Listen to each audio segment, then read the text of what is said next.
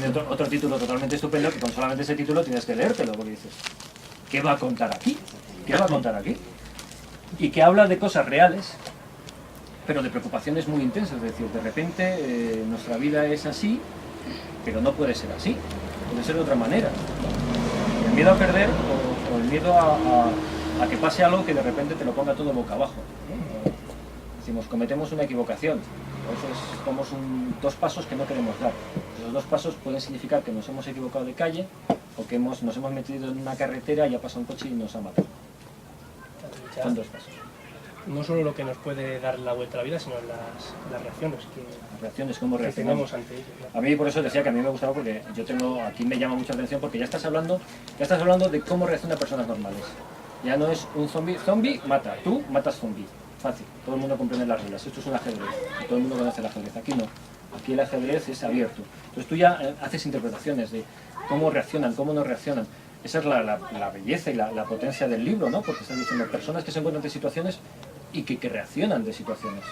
Esa intensidad es lo que hay aquí, eso es lo que yo he vivido y lo que he palpado, lo que me ha hecho continuar página tras página. Sobre todo la segunda mitad del libro creo que crece muchísimo en intensidad cuando se acelera, ¿no? Cuando deja de ser una vida normal y se convierte en una... En un caos. Sí, decir, bueno, ¿qué pasa, no? Una cosa, la vida de cualquiera de nosotros cómo puede, ¡boom!, saltar. Entonces es esa emoción. Y eso os va a sorprender a los que le conocéis. Decir, ¿cómo tenéis esa madurez para darte cuenta de lo que pasa? Y lo ves y dices, ¿no? Pues es verdad, podría pasar. Entonces esa evolución me llama mucho la atención. De hecho, el elemento fantástico que hay, en mi opinión, es una opinión totalmente, es lo más anecdótico. O sea, si no lo existiese, el libro no perdería en absoluto intensidad, porque lo que estamos hablando es de personas y de emociones de las personas. Sí, incluso ahí yo creo que hay algo que a mí siempre me gusta decir, que el elemento fantástico puede no ser tal, o sea, puedes tomártelo como una alegoría en algún momento, o sea, eso ya creo que depende un poco del lector también. Tienes maneras, en mi opinión, tienes maneras todavía de relato. O sea, yo creo que en ese sentido, a veces en una novela, por ejemplo, los intermedios que hay de los hitos Champe son muy buenos en sí, me gustan, pero a la vez me dan una sensación de decir, bueno, pero ¿qué pasa con el protagonista? Lo has dejado ahí, pobre, muriéndose. Entonces, no sé, quiero decir, es una sensación que me da, y yo no sé si tú, que eso es lo que quiero es entrar en las siguientes preguntas. ¿Qué es lo que más satisfecho estás de este libro? Y por consiguiente, ¿qué es lo que menos? Ahora ya lo has escrito, ya ha pasado, ya te lo van a comprar sí o no, o sea, tú puedes decirlo, pero ¿qué es lo que más satisfecho te sientes de este libro y qué es lo que menos satisfecho? Me siento como si hablase con un enanito, Ahí tan bajito. ¡Niño! ¡Muy bonito! Venga, que te compro las galletas. Bueno, dime que... Pues a ver, de lo más satisfecho que estoy es de que pude pasar, además es lo que tú has dicho también, este libro lo escribí mientras todavía estaba metido un poco en el mundo del relato y, o sea, es evidente, ¿no? Es un relato que se hizo de las manos, ¿no? Pero luego yo creo que ya al final sí te das cuenta de que tiene esa trama me llevó bastante tiempo.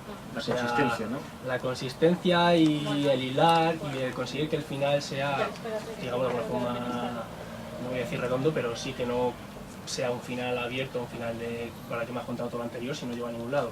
Creo que el final al menos es consistente con lo que quería contar y eso ya creo que ya es el paso del relato a la novela. Y eso creo que es de lo que más orgulloso me sentí en ese momento. De lo que menos, quizá, pues bueno, te hablo desde, ten en cuenta que este libro lo escribí hace más de un año ya. Ahora mismo he escrito otra novela, tengo otra novela escrita y soy consciente de que esa novela es mucho más madura que esto. Hola. Y pues eso, y luego pues también un poquito, yo creo que lo que es el alma del libro son los fragmentos que no te han gustado, pero por dos razones. Por un lado yo creo que bueno, lo que pretendía era que esos fragmentos fueran dando pistas, yo sabes que soy un poco surrealista también, ¿no? Sí, no, el otro gran relato de Texturas del Miedo, que es el libro de relatos, que es Figueroa, ¿no? Figueroa. Ese es una historia totalmente surrealista, ¿no? Porque parece que has mezclado aquí el realismo puro y duro de uno de tus, bueno, del relato que más me gustó, del Llagas, junto con el surrealismo expresivo y totalmente, además, intenso y golpeante, porque es un surrealismo que golpea, de Basilio Figueroa. O sea, parece que lo has conseguido unirlo en una consistencia de... Sí, es un poquito fusión en ese sentido, pero, o sea, yo lo que quería hacer con esos fragmentos también era, por un lado, era algo liberador. O sea, estar escribiendo una novela con una trama, que no tiene que pasar tal, tú tienes tu guión, tienes que pasar cuál, el guión a veces se cambia, se va...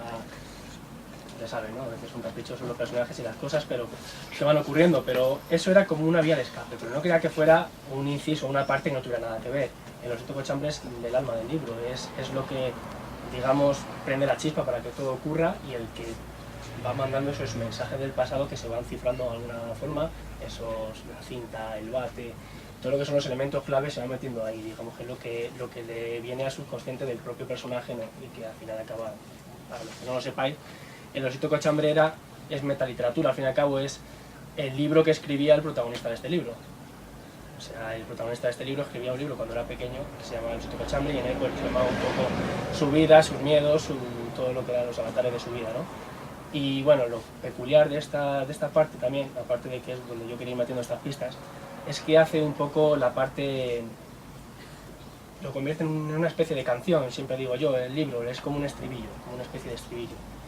Y está narrado completamente, bueno, digamos que el libro está narrado de una forma fácil de leer, tampoco tiene mucho alarde, y esta parte sí es prosa poética completamente y es algo pues más, yo creo que es con lo que realmente me puedo expresar mejor.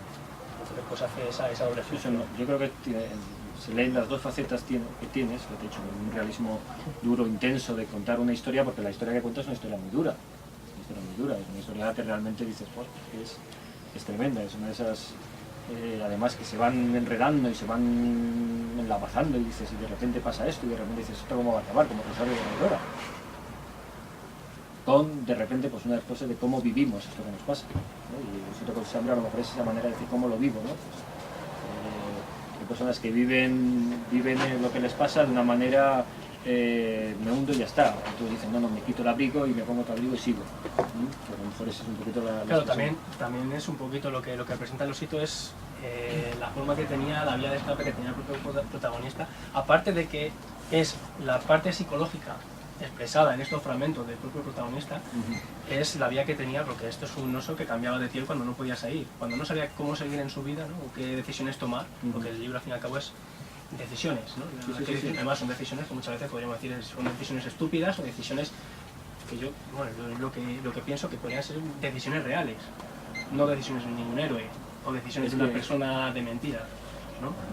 Y entonces pues él se basaba en ese osito para... Es lo que da madurez al libro, porque no son personajes que actúen de una manera monolítica, por todo el personaje, el protagonista, sino que actúan de una manera como actuamos todos, según el día que nos da, como tenemos, como nos levantamos, lo que nos pasa, y si esto me hubiese pasado ayer me hubiese reaccionado así, pero como me ha pasado hoy reacciono así, y me podía ir 2 minutos más tarde. ¿Qué me están diciendo? La gente esto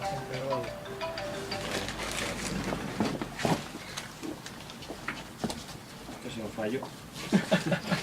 Entonces en ese sentido es una novela más de madurez, donde la historia realmente no es solamente cuál es la historia, no solamente es cómo la cuenta, sino además es que ¿qué hay detrás de esa historia? ¿Qué hay detrás de esos personajes? Personajes que les pasan cosas. Bueno, sí, cosas pasan, pero ¿por qué pasan esas cosas?